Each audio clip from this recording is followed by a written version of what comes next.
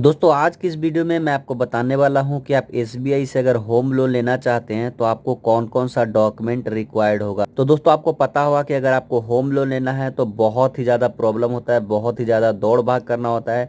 आपको सारी डिटेल पता करने के लिए अलग अलग बैंक में जाना होता है, ब्रांच में जाना होता है, या फिर आप ऑनलाइन भी बहुत ज़्यादा रिसर्च करते हैं। लेकिन मैं आपको एक तरीका बताता हूँ, अगर आपको होम लोन के बारे में पूरा डिटेल चाहिए, स्पेशली एसबीआई से अगर आप लेना चाहते हैं तो यहाँ पे आपको इस वेबसाइट पे आ जाना है जिसका नाम है loanofferme.com। यहाँ पे आपको पूरा डिटेल A to Z जो भी आपको चाहिए, जैसे कि इंटरेस्ट रेट, एसबीआई से होम लेने के फायदे क्या क्या है, कितने दिन में हमें इसका लोन का पेमेंट करना है, हिडन चार्ज लगता है कि नहीं, मतलब सारा डिटेल अगर आपको चाहिए तो आप इस वेबसाइट पे आके पूरा डिटेल जान सकते हैं। तो चलिए अब हम बात करते हैं कि आखिर अगर आपको एसबीआई से होम लोन लेना है तो कौन कौन सा डॉक्यूमेंट आपको जरूरत होगा। फिर से मैं आपको बता रहा हूँ, अगर और भी डिटेल चाहिए इसके बारे में तो आप गूगल पे टाइप कीजिए loanofferme.com और यहाँ पे इस वेबसाइट पे आ जाइए, पूरा डिटेल हिंदी में आपको मिल जाएगा। तो बात करें सबसे पहले दोस्तों, तो सबसे पहले आपको प्रूफ ऑफ आइडेंटिटी यानी कोई भी एक प्रूफ ऑफ आइडेंटिटी देना पड़ेगा, जिसमें आप पैन कार्ड,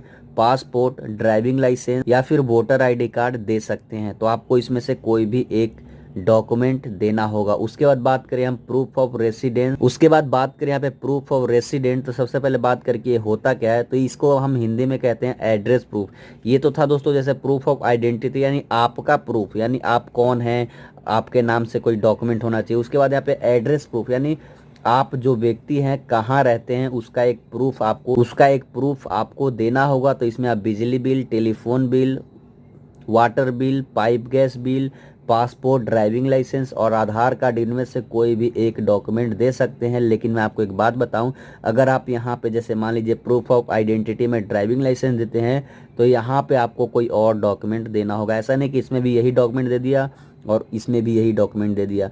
उसके बाद आपको लेटेस्ट 3 पासपोर्ट साइज फोटो भी यहाँ पे जरूरत पड़ेगा। उसके बाद यहाँ पे आपको ऑल प्रॉपर्टी पेपर्स, जी हाँ दोस्तों, क्योंकि आप होम लोन ले रहे हैं तो बैंक को आपको बताना होगा कि आपका कहाँ पे लैंड है, कहाँ पे ज़मीन है, कितना ज़मीन है, उसके सारे कागजात आपको यहाँ पे दिखाने होंगे। उसके बाद यहाँ पे अकाउंट स्टेटमेंट, जी हाँ दोस्तों, आपको पिछले 6 महीने का जो भी आपके बैंक में किसी भी बैंक में खाता है उसका यहाँ पे स्टेटमेंट आपको यहाँ पे दिखाना होगा। उसके बाद बात करें इनकम प्रूफ ऑफ सैलरी, जी हाँ दोस्तों, जब तक आप अपने सैलरी का कोई प्रूफ नहीं देंगे यानी इनकम का कोई प्रूफ नहीं देंगे, जब तक आपको होम लोन नहीं मिलेगा।